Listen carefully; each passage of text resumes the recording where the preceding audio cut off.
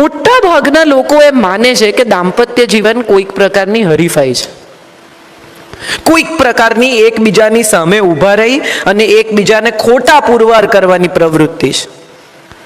દાંપત્ય જીવન એ કંઈક એવી ચીજ છે કે જ્યાં આપણે એકબીજાની સામે સતત લડતા રહેવું, એકબીજાને નીચા પાડતા રહેવું, એકબીજાને ઉતારી પાડતા રહેવું.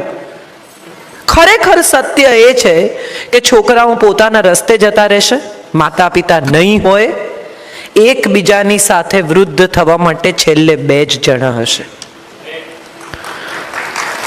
આ વાત આપણને સમહાવ સમજાતી નથી. દાંપત્ય જીવનને જોક બનાવીને બહુ બધા લોકોએ પીરસ્યો. કેટલા બધા લોકો આવીને અહીંયા ઊભા રહીને તમને કેટલાય લગ્ન જીવનના જોક્સ કરી ગયા છે, વેજ ને નોન વેજ ને આ ને તે ને ફલાણું ને ઢીકણું.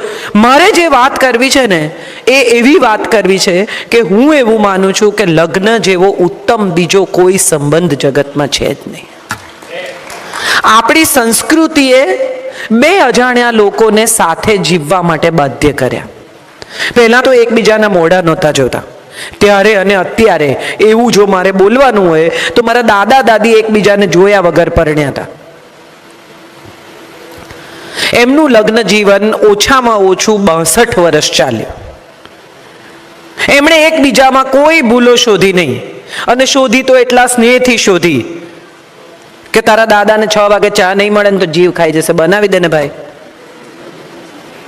આ ફરિયાદ નથી, સ્નેહભરી ફરિયાદ છે.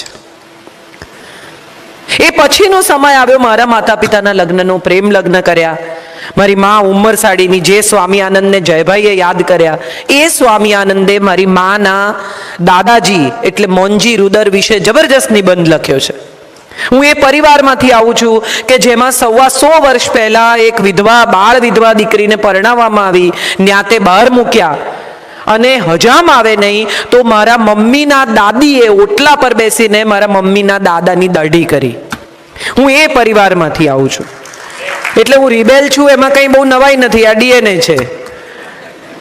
પણ જે વાત મારે કરવી છે એ કરવી છે કે ન્યાત બહાર મૂકે અને મારા નાનાજી ને મારા નાનીના લગ્ન થઈ ગયેલા, પણ હજી આણું કરેલું નહીં. મારા નાની પ્રેમચંદ રાયચંદમાં ભણે, એમનું પિયર નવસારીમાં. રસ્તામાં કિલ્લા પારડી આવે, જ્યાંથી બોરલાઈ જવાય, મારા મોસાળ. મારા નાનાએ એક પત્ર લખ્યો કે ન્યાતવાળા તને અને મને ભેગી નહીં થવા દે. પરણેલી પરણેતર છે, કોઈ ચોરી ગુનો નથી. હું બીજાને પરણીશ નહીં ને તને કોઈ પરણશે નહીં. જો આપણે સાથે રહેવું હોય તો પારડી સ્ટેશને ઉતરી જજે. તું જ્યારે વેકેશન પડે, પ્રેમચંદ રાયચંદ સ્કૂલમાં, ટ્રેનિંગ સ્કૂલમાં PTC કરતા તમારા નાની, પારડી ઉતરી જજે, હું તારી પ્રતીક્ષા કરીશ. સાહેબ, આ વાર્તા સાંભળજો. અને દાંપત્યનો આવો દાખલો જો આપણે આપી શકીએ ને તો હું માનું છું જીવન સફળ છે. હવે કઈ તારીખે વેકેશન પડે ને કઈ તારીખે જવાની આવી ખબર નહીં. એટલે એ રોજ જાય, રોજ સ્ટેશને ઊભા રહે. અમદાવાદથી આવતી 4 ગાડીઓ પસાર થઈ જાય પછી ઘેર જાય. અને આવું એમણે 12 દિવસ કર્યું. 12મા દિવસે મારા નાની ઉતર્યા, મંગળાબેન એનું નામ. લગ્ન કરીને આણું નહીં કરેલું, વહુને ઘેર લઈ આવ્યા અને કાગળ લખી દીધો કે મેં એને પારડી ઉતારી લીધી છે, એની ચિંતા કરશો નહીં. કટ ટુ સિનેમામાં જેમ આવે એમ. વર્ષો પછી અમે બધા છોકરાઓ 8-10 વર્ષના યાદ રાખી શકીએ એવડા. અને દાદાજી કંઈ પણ વાતમાં ગુસ્સો કરે, મારા નાના જેને અમે બાપુજી કહેતા, એ કંઈ પણ વાતમાં ગુસ્સો કરે એટલે મારા નાની એમ કહેતા કે આવું વઢવા માટે 12 દાડા ઊભા રહ્યા હતા. જિંદગી કેટલી મધુર હોઈ શકે એનું આ દાખલો છે. ને મારા બાપુજી પણ હશે કે ખબર હોત તો ન ઊભો રહ્યો હોત. આપણે બધા અજાણતા જ દાંપત્ય જીવનને કોઈ બંધન, કોઈ સમસ્યા, કોઈ પ્રોબ્લેમ માની બેઠા છીએ. બંને જણાને એક જ શોખ હોવો જોઈએ, બંને જણાને એક જ ચીજ ગમવી જોઈએ, બંને જણાને એક જ પ્રકારની લાઈફ ગમવી જોઈએ. આવું જરાય જરૂરી નથી ને આવું કોઈ શાસ્ત્રમાં ક્યાંય લખ્યું નથી. આપણે બધા એવું માનીને ચાલીએ છીએ કે સંગીતનો શોખ પતિને હોય તો પત્ની ભેગી જાય જ, બીજી રોમાં ઊંઘી જાય. પતિને તકલીફ પડે કે આ ઉઠ ઉઠ, અરે ભાઈ શાંતિ રાખો, મને આવા રાગડા ગમતા નથી, તો કેમ આવી પણ તું? પણ પત્નીને એવો ભય છે કે જો હું નહીં જાઉં તો ક્લાસિકલ મ્યુઝિક ગમતું હશે એવી કોઈ બીજી છોકરી એમને ગમી જશે. બીજી તરફ પત્નીને નાટકો જોવાનો, સિનેમા જોવાનો શોખ છે. પતિ અકળાયેલા, કંટાળેલા આખા પિક્ચરમાં એની બાજુમાં બેસીને બોલ્યા કરે, આ તો કઈ પિક્ચર કહેવાય, આ તો કેટલું ખરાબ છે, આ જોવા ખોટી તું મને લાવી, પૈસા પડી ગયા. ન પેલી સિનેમા એન્જોય કરી શકે, ને પતિની કંપની એન્જોય કરી શકે, ને છતાં એ પતિને દરાર લઈ જવા એવો એનો આગ્રહ. આની સામે મારે એક મજાની વાત કહેવી છે. સંજય કોઈ દિવસ, મારા હસબન્ડ કોઈ દિવસ ટાઈમસર પિક્ચર જોવા ભેગા થયા જ નહીં. અમે પહોંચીએ ત્યારે 5-10 મિનિટનું પિક્ચર જતું જ રહ્યું હોય. 1-2 વાર ટિકિટ ફાડી નાખી, ઝઘડા કર્યા, સિનેમા થિયેટરના ઓટલા પર બેસી ગઈ, આવું બધા ત્રાગા કર્યા પછી મને એવું સમજાયું કે આમાં કંઈ ફેર નહીં પડે. એટલે મેં એવું નક્કી કર્યું કે હું બધા પિક્ચર એકલી જોઉં. મને બહુ જ ગમે છે હિન્દી સિનેમા, એટલે હું બધા સારા ખરાબ જે આવે જોઈ જ કાઢું, એને નથી ગમતા. એક દિવસ હું લિફ્ટમાં ઉપર જતી હતી સિનેમા જોવા માટે, તો વોચમેને મને, પેલા લિફ્ટમેને મને પૂછ્યું, કેમ કે રોજ જોઈ એક ટિકિટ સાથે ઉપર ચડું જ્યારે બી જાઉં ત્યારે, તો મને કે આપ સબ પિક્ચર અકેલી દેખતી હે. એટલે એણે નોટિસ કર્યું હશે ને કે આવા બેન આ પિક્ચર જોવા દર વખતે આ બાઈ એકલી જ હોય છે. એટલે મેં એને કહ્યું, હા ક્યું? તો કે અકેલે कैसे देखा जाए? એટલે મેં કીધું સબ દેખતે તો ઉધર ही है, एक दूसरे के सामने कहाँ देखते हैं? સત્ય તો આ જ છે, તમે બધા જુઓ છો તો સામેની બાજુમાં કોણ બેઠું છે એની સાથે તમને ફેર શું પડે? પણ આપણો આગ્રહ, હઠાગ્રહ, દુરાગ્રહ એ છે કે મને ગમે એ તમને ગમવું જ જોઈએ, હું એન્જોય કરું એ તમારે કરવું જ જોઈએ. મારા સગા સાથે તમે સારો સંબંધ નથી રાખતા, હું તમારા સગા સાથે બહુ સારો સંબંધ રાખું છું. તમે ભલા માણસ છો, તમે રાખો, એ નથી તો એ નથી રાખતા. આમાં આપણે શેને માટે દરેક વાતે ત્રાજવા લઈને ઊભા રહી જઈએ છે કે હું આટલું કરું તો તમારે આટલું કરવું જ પડે. ભારોભાર તોલી આપો, બાકી નહીં. અને ભારોભાર તોલે ત્યાં સુધી તો વાંધો નથી, ઘણાને તો નમતું જોઈએ કે હું કરું એનાથી વધારે તમારે કરવાનું. દાંપત્ય જીવન એ કોઈ બાર્ટર સિસ્ટમ નથી. તમને ગમે તો તમે કરો, તમને મજા પડે તો તમે આપો, તમને ગમે તો તમે જીવો, તમે સ્નેહ કરો, વાલ કરો, ક્ષમા કરો, સમજણ બતાવો. પણ તમે બતાવો છો માટે સામેની વ્યક્તિએ બતાવવી જ પડે, આ આગ્રહ નકામો છે. આપણા બધાનો પ્રોબ્લેમ એ છે કે આપણે એવું માનીને કરીએ છીએ કે હું કરું એટલે કરશે. આ ઇન્વેસ્ટમેન્ટની જેમ કરીએ છીએ. જયભાઈએ કહ્યું ને કે બેંકમાં નોટ નાખો, પછી એ નોટ, એની એ કરન્સી તો તમારી પાસે પાછી આવે નહીં. દાંપત્ય જીવનમાં પણ એવું છે. તમે માફ કરો, તમે કાળજી કરો, તમે સ્નેહ કરો, તો એ એની રીતે સ્નેહ કરે, એ એની રીતે કાળજી કરે. તમે બહુ અત્યંત ઉભરાઈ જતા હો, સ્ત્રી સામાન્ય રીતે પણ બહુ કલ્પનાશીલ છે, સંવેદનશીલ છે, રોમેન્ટિક છે, સરપ્રાઈઝ આપે બર્થડેને દિવસે ઊંઘમાંથી 12 વાગે જગાડીને. હવે તો 40th બર્થડેની સરપ્રાઈઝ ગજબ ચાલી છે. અંધારું હોય ને બધા ઘરમાં હોય ને પછી પેલા બેન બહારથી આવે ને એકદમ લાઇટ થાય ને બધા હો કરે ને પેલા બેન કે ઓ માય ગોડ. મને અંગત રીતે એવું લાગે છે કે લગ્ન જીવન એ સરપ્રાઇઝીસ, રોમેન્સ, કલ્પનાશીલતા, બાર્ટર આવી કોઈ ચીજ જ નથી. 4 વસ્તુના પાયા પર લગ્ન જીવન રચાયેલું છે અને 4 જ પાયા પર ટકે છે. સૌથી પહેલો પાયો છે ને એ સમજણનો છે. તમે એકબીજાને સમજો છો, વગર બોલે એકબીજાની વાત તમને સમજાય છે, એ તમારી સામે જુએ ને તમને સમજાય છે કે પેલા ભાઈની વાત નથી કરવાની હો, કે તમે બાફો છો. અને પછી ઘરે જતા એ તમને એમ કહે છે કે ડફોળની જેમ એકવાર કહ્યું તો એ સમજી નહીં. હમણાં એક શોર્ટ ફિલ્મ બહુ ચાલે છે, મને ખબર નથી કેટલા લોકોએ જોઈ છે, પણ 2 જણા ડેટ પર ગયા છે અને કે છે કે મેનુમાં આ છે, સરસ ખાવાનું છે, નાઇસ. એ વખતે પેલી ગર્લફ્રેન્ડ એમ કહે છે કે ઇઝન્ટ ઇટ કોલ્ડ? એટલે બોયફ્રેન્ડ એમ કહે છે કે ઇટ્સ નાઇસ. પછી પૂરું થઈ જાય છે, બિલ આપે છે, ઊભા થતા હોય છે કે nice, it was a nice evening. અને પેલી કહે છે કે જરાય નહીં, મને બિલકુલ મજા ના આવી. તો કે કેમ? તો કે મેં તને કીધું તું શોલ લઈ આવ, મેં તને કીધું કે તું એસી ધીમું કરાવ, મેં તને એમ કીધું કે મારી બાજુમાં આવીને બેસ, મેં તને એમ કીધું કે તું એટલીસ્ટ બીજું કંઈ નહીં તો મને તારો કોટ આપ, પણ તે આવું કાંઈ કર્યું નહીં. તો પેલો કે આવું તે ક્યારે કીધું? આવું તો તું બોલી જ નથી. તો કે કેમ? મેં તને ન કીધું કે ઇટ ઇઝ કોલ્ડ?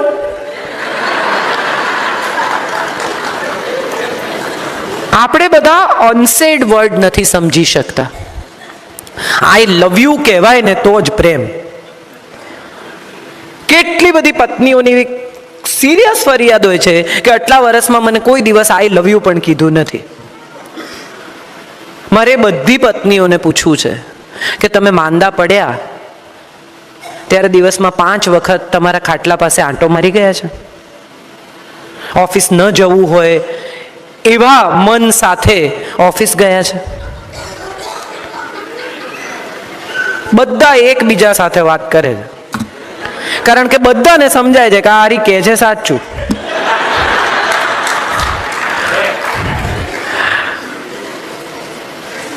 કોઈ દિવસ કોઈ પતિને લગ્નની એનિવર્સરી પર પોતાની બર્થડે પર સોનાનો ચેન ખરીદતો જોયો છે? હા કે ના? હા કોણ કહે છે? મારે સાંભળવું. જીતવાનું નહીં.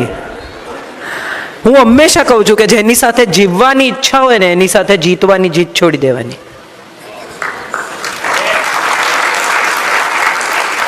ખાલી પાડવા ખાતર હા ન પાડો, પણ તમારી બર્થડે પર, તમારી એનિવર્સરી પર, તમારા આનંદના પ્રસંગે કયા વગર સાડી દાગીના એમનેમ આવી જાય છે. આ પ્રેમ નથી, આઈ લવ યુ નથી. પણ આર્ચીઝનું કાર્ડ સહી કરીને, ફોર એવર યોર્સ લખીને, સહી સિક્કા, પત્નીનું ચાલે તો ફ્રેન્કિંગ કરાવે 100 રૂપિયાના સ્ટેમ્પ પેપર પર કે આ પ્રેમ છે, લખી આપ કે પ્રેમ છે. પણ આવા ફ્રેન્કિંગ કરાવવાથી જો સંબંધો ટકી જતા હોત ને તો એને એમઓયુ કહેવાય, પ્રેમ નહીં. આપણે એમઓયુ નથી કરવાના, આપણે પ્રેમથી જીવવાનું છે, સાથે રહેવાનું છે, સાથે સાથે વૃદ્ધ થવાનું છે. તો પહેલો પાયો છે સમજણ, બીજો પાયો છે ક્ષમા. માફ કરી દો. યાદ નહીં રાખો. જયભાઈએ એકવાર રાતના 2:30 વાગે ટ્વીટ કરેલું કે એણે એક નાનકડી ભૂલ કરીને યાદ રાખીને તે બહુ મોટી ભૂલ કરી. હું સામાન્ય રીતે કોઈ દિવસ એમને જવાબ નથી આપતી. તે દિવસે મેં લખ્યું, મેં કીધું વાહ જયભાઈ, બહુ મોટી વાત છે. એણે એક નાનકડી ભૂલ કરી, એ યાદ રાખીને તે બહુ મોટી ભૂલ કરી. કેટલી બધી પત્નીઓ ઝઘડો થાય ને તો આજથી 10 વર્ષ પહેલા આપણે જ્યારે અમદાવાદ ગયેલા ત્યારે તમે મારી સાથે આમ તેમ ફલાણું ટીકણું કરેલું, ત્યાંથી ઝઘડો ચાલુ થાય. એક પતિ પત્ની લડતા હતા, સવારે 10 વાગે ઝઘડો ચાલુ થયો. પડોશીને એમ થયું કે આ તો એન્ટરટેનમેન્ટ, ચાલવા દો. થોડી વાર ચાલ્યું, વળી બપોર પડી, બંને જણા જમ્યા, વળી પાછો ઝઘડો ચાલુ થયો. આ તો પોરા ખાઈ ન કરે ને, પતિ પત્નીના ઝઘડા પોરા ખાઈ ન થાય. ખાઈ પીને સુઈ જાય, પાછા ઉઠીને લડે. તો રાતના 10 વાગ્યા. પડોશીઓને એમ થયું કે હવે ઘણું થયું. એટલે એક સમજણવાળા ભાઈ, જરાક શાંત સ્વભાવના ચંદ્રકાંતભાઈ જેવા, બાજુમાં ગયા અને જઈને પૂછ્યું કે ભાભી થયું શું? એટલે પત્ની ખીજાઈ ગઈ ને એણે કહ્યું કે સવારે 10 વાગ્યાથી ચાલે છે, અત્યાર સુધી કોઈને ખબર હોય કે તેમાંથી ચાલુ થયું? સમજાશે ધીમે ધીમે. આપણને એ પણ યાદ નથી કે આપણે કઈ વાતે લડી રહ્યા છીએ. મુદ્દા પ્રસ્થાપિત કરવા એ દાંપત્ય જીવન નથી. માફ કરી દો. ગમે તેવી મોટી ભૂલ હોય. ઘણી પત્નીઓ કે માફ કરીએ ને એટલે ટેવ પડી જાય, પછી કરી તો જુઓ, પછી સમજાશે. એનામાં પણ માણસ તો છે ને, એને પણ સમજાય છે કે આણે મને માફ કર્યું છે. દરેક માણસ એટલો નફ્ફટ, એટલો બેજવાબદાર, એટલો ખરાબ નથી હોતો. અને અહીંયા મારે જે વાત કરવી છે એ કરવી છે કે મમ્મીઓ બધી છે ને, એટલે છેક મારા દાદીના સમયથી મારા પપ્પા અને મારા પપ્પાના સમયમાં હું ને બધા મમ્મીઓ એવું માનીને ચાલે છે કે દીકરો મારો ને બહુ નકામી. એટલે મમ્મી સામાન્ય રીતે એવી ફરિયાદ કરે કે તારી વહુ આમ કરે છે ને તારી વહુ તેમ કરે છે. પુરુષ માટે બહુ ડિફિકલ્ટ છે કે તારે ડાબું ફેફસું જોઈએ છે કે જમણું, બોલ. આવું તમે કોઈને પૂછો તો એ કેવી રીતે મેનેજ કરે? તમે કોઈને એમ પૂછો કે તને ડાબી આંખ ગમે છે કે જમણી, એક રાખવાની છે. આવો સવાલ પત્ની અને માં બંને પુરુષને સમયાંતરે પૂછે છે. ઘરનો કમાતો પુરુષ સાંજે ઘરે આવે ત્યારે ઘરમાં કિલ્લોલતું આનંદદાયક મજાનું વાતાવરણ હોવું જોઈએ. એ લક્ષ્મી લઈને આવે છે, ધન લઈને નહીં. જે ઘરોમાં સાંજ સરસ હોય ને એ ઘરમાં ધન લક્ષ્મી બને છે, બાકીના ઘરોમાં ધન રહી જાય છે. ક્ષમા કરો એટલે માત્ર પતિને કરો એવું કહેવાનો મારો ઈરાદો જ નથી. ક્ષમા કરો એટલે સમગ્ર એ વ્યક્તિઓને ક્ષમા કરો જેને તમારા જીવન સાથી ચાહે છે. આ પતિ ને પત્ની બંનેની વાત છે. પત્નીના ભાઈએ કંઈ અપમાન કર્યું, તમને એમ કહ્યું કે તારી પાસે કેટલા પૈસા છે, મારી પાસે આટલા પૈસા છે, ચાલો હવે આજથી જુઓ ગાંઠ વાળી છે, પત્નીને પિયર નહીં મોકલવાની, રાખડી બાંધવા નહીં મોકલવાની, જોઈ લે હું તને શું કરી શકું છું. એ તો નહીં જાય, રડીને રહી જશે. પણ એના એક એક આંસુમાં જે ફરિયાદ છે ને એ ફરિયાદ તમને ફરીને યાદ આવશે. ક્ષમા કરી દો. એ એના ભાઈને ચાહે છે, એનો ભાઈ કદાચ તમને નથી ચાહતો, it's okay, it's all right. બધાએ બધાને ચાહવા એવો તો કોઈ નિયમ જગતમાં ક્યાંય લખ્યો જ નથી. એ એના ભાઈને ચાહે છે, હું નહીં આવું, તું જઈ આવ. આટલું તો હું માનું છું થઈ જ શકે, અને આટલી ઉદારતા અનિવાર્ય છે સાથે જીવવા માટે. કેટલા બધા લોકોને હું એવા ઓળખું છું કે સવારે નીકળતા હોય ત્યારે પૂછે કે આજ શું બનાવીશ જમવામાં, અને પત્નીએ કીધું હોય કે ભીંડાનું શાક, કઢી, છૂટી દાળ ને રોટલી ને ભાત. પાછા આવે ને ભીંડાને બદલે ટીંડોળ આવે તો મગજ જતું રહે. કેમ? ભીંડા કયા હતા ને? અરે કયા હતા, ના કર્યા યાર. એમાં એટલો મોટો મુદ્દો બની ગયો છે કે તમે આ આખી વાતને મારે નથી ખાવું. અરે એણે આટલા સ્નેહથી, આટલી કાળજીથી તમારા માટે રસોઈ કરી છે, નહીં મળ્યા હોય ભીંડા, એકવાર સાંભળી તો લો. આપણે બધા અજાણતા આપણા જીવન સાથી પાસેથી મેક્સિમમ અપેક્ષા રાખતા થઈ ગયા છે. એણે તો કરવું જ પડે, એણે તો સમજવું જ પડે, એણે તો આમ કરવું જ પડે, એણે તો છોડાય. એ કેવી રીતે ન કરે? કેમ એ માણસ નથી?